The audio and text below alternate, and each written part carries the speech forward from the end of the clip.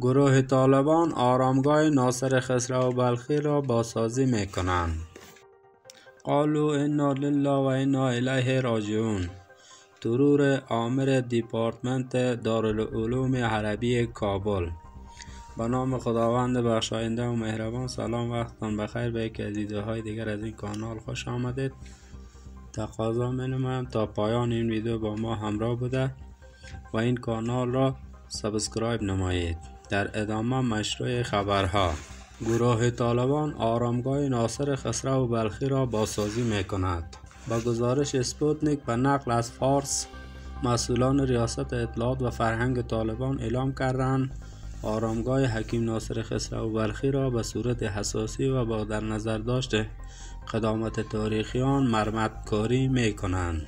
گفته شده است که یک تیم متشکل از مسئولان فرهنگی طالبان از آرامگاه حکیم ناصر خسرو بازدید کرده است. معزالدین احمدی، رئیس اطلاعات و فرهنگ طالبان در بدخشان که در راس یک تیم مذکور بوده است، بخش‌های تخریب شده این بنا تاریخی را بررسی کرده است.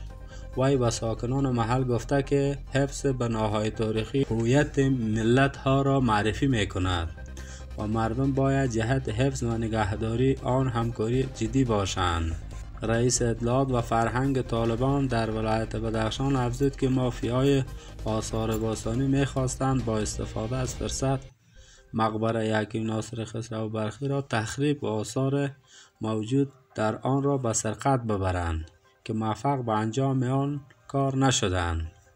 آرامگاه حکیم ناصر خسرو بلخی ادیب، شاعر و نویسنده افغانستانی که در قرن پنجم زندگی میکرد در روستای یمگان ولایت بدخشان قرار دارد. ترور آمر دیپارتمنت دارالعلوم عربی کابل. با گزارش اسپوتنیک به نقل از باختر، مسئولان در وزارت امور داخله گروه طالبان تایید میکنند که افراد مسلح ناشناس مولوی بسم الله شاکر آمر دیپارتمنت در دارالعلوم عربی کابل را بامداد امروز در مربوطات حوزه 17 شهر کابل ترور کردند. بر پایه این گزارش منصوبین امنیتی گروه طالبان بررسی ها را به منظور دستگیری عاملان این رویداد آغاز کردند. تشکر از توجهتون. برای بهبود مطالب کانال ما را سابسکرایب نمایید. تا بسته خبری دیگر الله مددگارتان. فراموشتان نشد ویدیو را لایک و به دوستانتان به اشتراک بگذارید. موفق و کامگار باشید.